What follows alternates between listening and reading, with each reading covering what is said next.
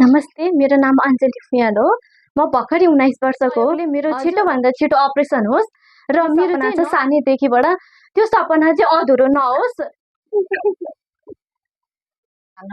नमस्कार, अहिले हामी अञ्जली फुयालको घरमा आइसकेका छौँ। विगत एक हप्ता अगाडिदेखि चाहिँ हामीले अञ्जली फुयालको दुईवटा कानको ग्रसित समस्या भएको थियो। त्यसको शल्यक्रियाको लागि चाहिँ हामीले सहयोग सङ्कलनको लागि अभियान चलाएका छौँ र अञ्जली फुयालको मम्मीलाई चाहिँ प्रत्यक्ष भेटेर चाहिँ यसको बारेमा अझै थप केही कुरा हामी सोध्न लागेका छौँ, किनकि हामीलाई जतिमा सहयोग गर्नुभएको सहयोगदाताहरूले चाहिँ गुनासो गर्नु भइरहेको छ। उहाँहरूको गुनासोलाई चाहिँ अन्त्य गर्नको लागि आज म सोध्दैछु के भएको थियो र यो उपचार कहिलेसम्म गर्दा हुन्छ, के कति खर्च लाग्छ भन्ने कुरा हामी उहाँलाई सोध्दैछौँ। आउनुहोस् एकचोटि हामी उहाँसँग। नमस्कार। र अहिले म यहाँ अञ्जली फुयालको मम्मीसँग प्रत्यक्ष यहाँ भेटिसकेको छु। हामीलाई सहयोग गर्ने दाताहरूले चाहिँ धेरै प्रश्न गरिरहनु भएको थियो, यो चाहिँ कसरी भयो, कहिलेदेखि भयो, यसको उपचार कहाँ गएर गर्ने, के कति खर्च लाग्छ भन्ने कुराहरू धेरै प्रश्न गरिरहनु भएको छ। त्यो प्रश्नलाई खण्डन गर्नको लागि आज म अञ्जली फुयालको मम्मीलाई यहाँ स्वागत गर्न चाहन्छु। हजुर, स्वागत छ। नमस्ते। यो अञ्जली फुयाल अब मेरो एउटा विद्यार्थी पनि हो। विद्यार्थी भएको नाताले चाहिँ हामीले लगभग एक हप्ता अगाडिदेखिबाट यो सहयोग सङ्कलन गर्ने एउटा अभियान चलाएका छौँ र अहिलेसम्मको डाटा हेर्दाखेरि चाहिँ 1,72,000 भन्दा माथि उठिसकेको छ हैन। अब यो क्रममा हामीलाई आएको प्रश्नहरू के छ भन्दाखेरि अञ्जली फुयाललाई चाहिँ यो कहिलेबाट समस्या भएको भन्छ, यसलाई के भन्न चाहनुहुन्छ? कहिलेबाट यो सुरु भएको? उसको त सानैबाट कान पाक्ने चाहिँ थियो हैन, तर बिचमा अब औषधि उपचार गर्दाखेरि चाहिँ अब हामीले सानो हस्पिटलमा लग्यो। त्यहाँ लाँदाखेरि चाहिँ अब ठिकै थियो, अब नर्मलै थियो। अब आज आएर चाहिँ यो स्थिति आला भन्ने सोचेको पनि थिएन कि। अब जब ऊ 10मा पुग्यो त्यतिखेर चाहिँ हल्का दुख्ने ओर्ने भएको थियो। अनि त्यसपछि चाहिँ हामीले अब वीरगञ्जतिर हैन, अब नजिकको हस्पिटलतिर लग्ने, औषधि उपचार गर्ने, अब काठमाडौँबाट आउनुभएको डक्टरहरूसँग औषधि उपचार गरियो। अब यस्तो हुन्छ भन्ने सोचेको त थिएन।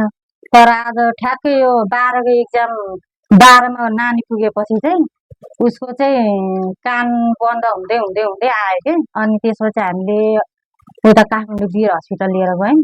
त्यहाँ लगेपछि उहाँहरूले चाहिँ फेरि अब नानीको कान त अलिक प्रब्लम धेरै नै छ, अर्कोपल्ट फलपको लागि आउनु भन्नुभयो। अनि पछि फेरि अब नानीको एक्जामको तयारी गर्नु परेको थियो 12मा हैन। अनि त्यसपछि अब हामीले चाहिँ काठमाडौँ लग्यौँ, फेरि पछि लग्यौँ फलपको लागि। लाँदाखेरि चाहिँ अब डक्टरले राम्रोसँग एकदम चेक जाँच गर्नुभयो कि। गर्दाखेरि चाहिँ उहाँले के भन्नुभयो भने वीर हस्पिटलमा है यो चाहिँ, अनि नानीको अपरेसन गर्नुपर्छ। नानीको अपरेसनको लागि उहाँले चाहिँ के भन्नुभयो भने एउटा सानो अपरेसन गर्नुपर्छ एकचोटि, अनि पछि ठुलो अपरेसन गर्नुपर्छ भन्नुभयो कि।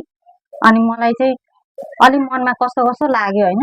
अनि कानको अपरेसन 2टा गर्दाखेरि 3चोटि गर्नुपर्ने हो।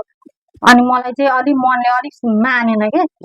अनि त्यसपछि मैले नानी लिएर आएँ। अब अनि मैले त्यसरी लिएर आएपछि टिचिङ हस्पिटल एकचोटि लानु भन्ने कुरो भयो। अनि भनेपछि अनि हुन्छ लगौँला। अब नानीको अहिले एक्जामको तयारी पनि छ 12को। अब नानीले पढ्नुपर्छ। अब साइन्स लिएर पढेको, अब साइन्स लिएर पढेपछि उसलाई अब सानैदेखि नर्स पढ्ने चाहिँ उसको इच्छा थियो कि। मेरो पनि इच्छा हो, छोरीलाई अब दुःख सुख गरेर कसरी हुन्छ हैन। अब स्कलरसिपमा नाम निकाल्यो भने त अलि सहुलियत हुन्छ, नर्स पढाउने मेरो पनि इच्छा थियो सानैदेखि, उसको पनि त्यो इच्छा थियो। अनि त्यही भएर चाहिँ हामीले पनि अब साइन्सै लिएर पढ न त भनेर नि अब उसलाई साइन्समै भिडायौँ कि हामीले पनि।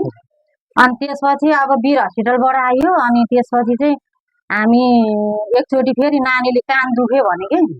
अनि मम्मी लास्टै कान दुखिरह, मैले पढ्नै सकिराखेन, टाउको पनि लास्टै दुखिरह, रिङाटा लागिरह, म सुतेर उठ्दा नि रिङाटा लागिरह, टाउको ब्रेनमा पुरै एकदम झडक झडक हानिरहेछ भनेर भने कि।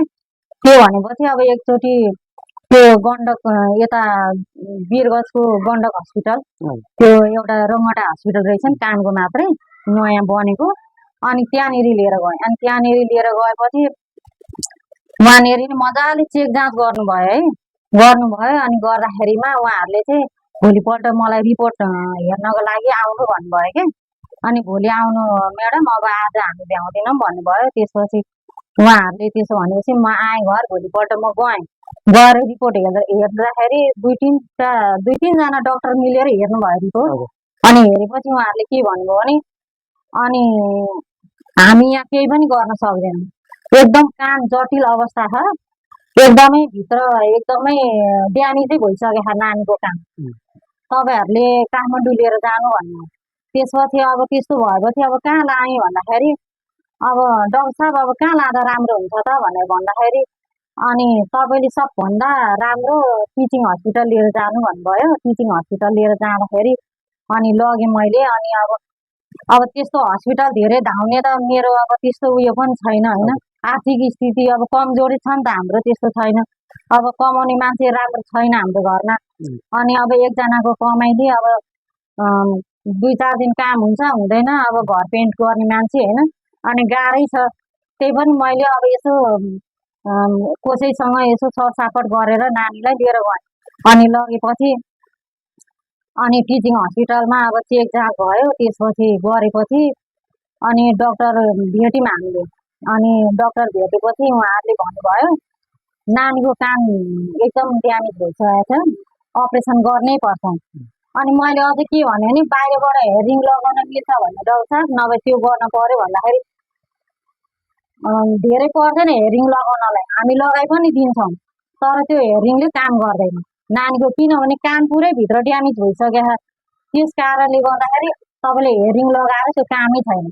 अब तपाईँको बच्चा हो, तपाईँको विचार अब कसरी गर्नुपर्छ, अब लोन लिनुहोस्, अब सरसापट गर्नुहोस् होइन, हात फैलाउनुहोस्, अब सहयोग माग्नुहोस्, कसरी हुन्छ तपाईँले त्यो चाहिँ गर्नै पर्छ।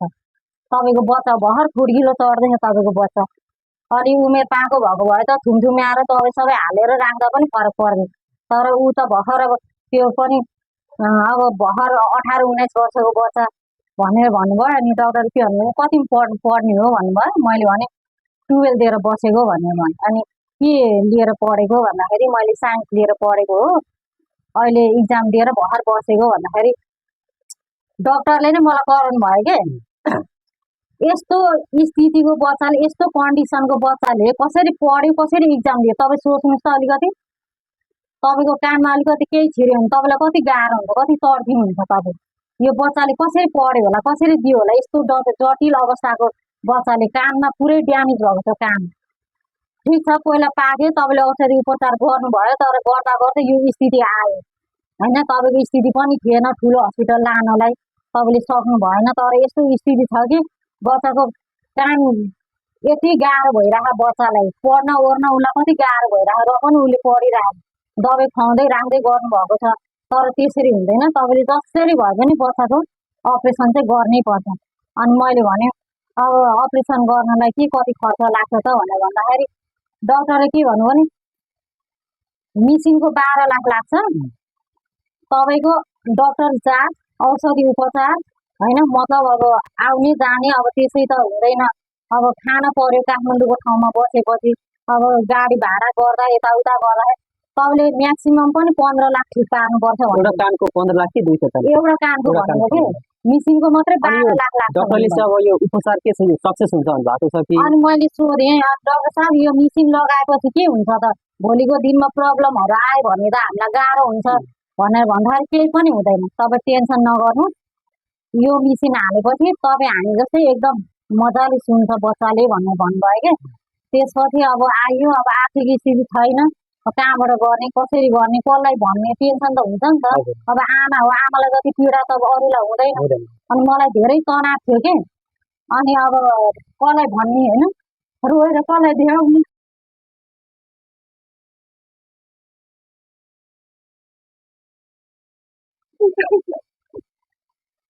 होइन ठिक छ, हामी छौँ होइन, यो अभियान तपाईँ चिन्ता लिनु पर्दैन। हामी गाउँ समाजले नै अहिले चाहिँ के गरिरहेको छौँ भन्दाखेरि एउटा अञ्जली फुयालको लागि हामीले सहयोग सङ्कलन गरिरहेछौँ। थोरै पछ्ल्याएको वासीले मात्र अहिलेसम्म लगभग 1,70,000 उठाइसकेको छन्। यसमा तपाईँ आत्तिनु पनि कुरा छैन, हामी सक्दो गर्छौँ, सक्ने प्रयास गर्छौँ। अझ पनि हामी माथि डक्टरहरूसँग पनि कुरा गरिरहेका छौँ, माननीयसँग कुरा गरेका छौँ। अस्ति भएर सुदमजीसम्म कुरा भइसकेको छ र अहिले भर्खरै डाक्टर निकोलस भुषालसँग पनि हामीसँग कुरा भइसकेको छ। उहाँले चाहिँ हामीलाई टिचिङ अस्पताल आउनुभयो भने हामीले 10% डिस्काउन्ट गर्छ भन्ने कुरा भएको छ। र कानमा लगाउने जुन मेसिन छ त्यो मेसिन चाहिँ बाहिरबाट इम्पोर्ट हुनुभएको भएर त्यसमा हामी डिस्काउन्ट दिन सक्दैनौँ भन्ने कुरा भएको छ। त्यो तपाईँ नाचिनुहोस्। अनि के छ अहिले कति सङ्कलन, के कसरी सङ्कलन भइरहेको छ? अब सङ्कलन त अब त्यस्तो अब धेरै धेरै त अब छैन। अब दादाहरूले पनि होइन अब हेरेर विचार गरेर अब सहयोग गर्नुपर्छ। एउटा पढ्ने बच्चा हामीले 2 पैसा सहयोग गरेर हुन्छ भने होस्, उसको भविष्य बन्छ। 2टा काम सुन्यो भने उसले भोलि केही गरेर खान सक्छ भन्ने अब सोचेर दादाहरूले गरेको भने ठिकै छ होइन। गरिरहनु भएको छ। अब आफ्नो स्थिति अनुसार गर्ने हो। अब दिने भनेर आफ्नो सर्वस्व सिद्ध्याएर दिन कसैले पनि सक्दैन। आफ्नो इच्छा अनुसार आफूले सकेको त सबैले गरिहाल्छ नि। गरिरहनु भएको छ। यसको लागि हाम्रो स्थानीय सरकार होइन जस्तै वडाहरूबाट के सहयोग आउने के आशा छ कि के भन्नु भएको छ कि छैन? अब वडाबाट त मैले कुरा गर्दाखेरि खोइ आउने जस्तो कुरो चाहिँ छैन। अब त्यही पनि अब मैले अस्ति गएर भनेको अब साथ सहयोग गर्नुपर्छ।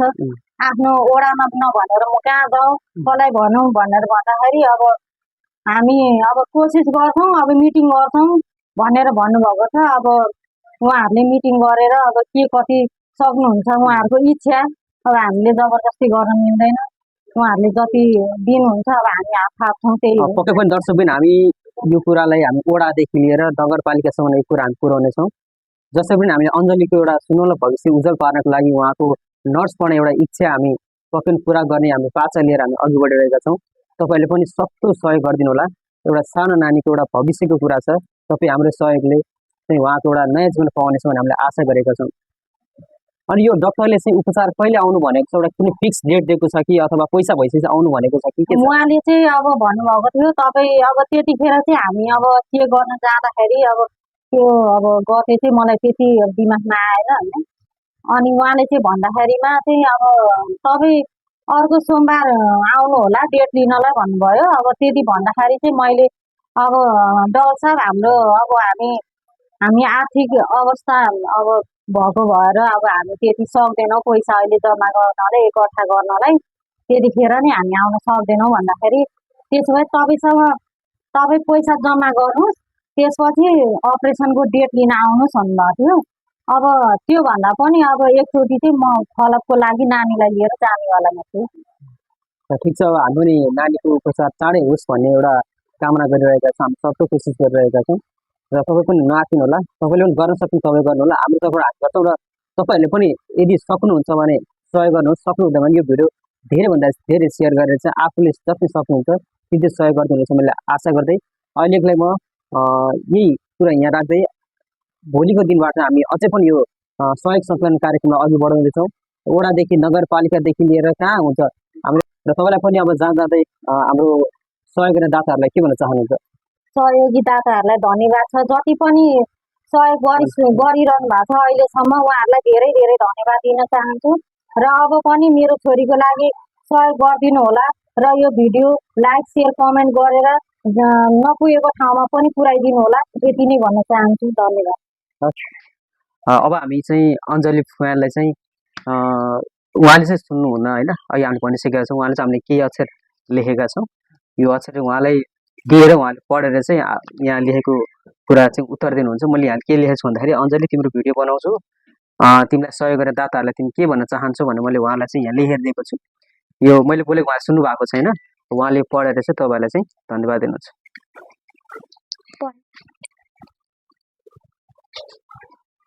नमस्ते, मेरो नाम अञ्जली फुयाल हो। म भर्खरै 19 वर्षको हो। हजुरहरू जतिले सहयोग गरिदिनु भएको छ हजुरहरू सबैलाई धेरै धेरै धन्यवाद। यस्तै सानो सहयोगले मेरो छिटोभन्दा छिटो अपरेसन होस् र मेरो चाहिँ नर्स बन्ने सपना छ सानैदेखिबाट। त्यो सपना चाहिँ अधुरो नहोस्, त्यो सपना चाहिँ छिटो पुरा गरिदिनुहोस् होइन। हजुरहरूलाई धेरै धेरै धन्यवाद। धन्यवाद।